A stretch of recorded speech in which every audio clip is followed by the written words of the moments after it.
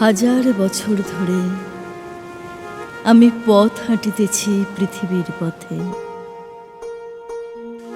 সিংহল সমুদ্র থেকে নিশীথের অন্ধকারে মালয় সাগরে অনেক ঘুরেছি আমি। বিম্বিসার অশোকের ধূসর জগতে সেখানে ছিলাম আমি।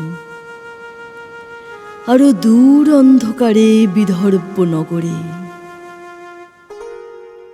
আমি ক্লান্ত প্রাণ এক, চারিদিকে জীবনের সমুদ্র সফেন আমারে দুদণ্ড শান্তি দিয়েছিল নাটোরের বনলতা সেন। চুল তার কবেকার অন্ধকার বিদিশার নিশা, মুখ তার শ্রাবস্তির কারুকার্য।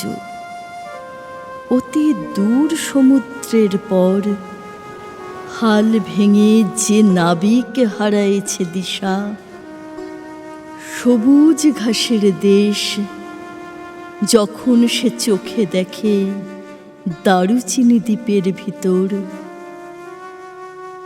তেমনি দেখেছি তারে অন্ধকারে। বলেছে সে, এতদিন কোথায় ছিলেন? পাখির নীড়ের মতো চোখ তুলে নাটোরের বনলতা সেন। সমস্ত দিনের শেষে শিশিরের শব্দের মতন সন্ধ্যা আসে। ডানার রৌদ্রের গন্ধ মুছে ফেলে চিল।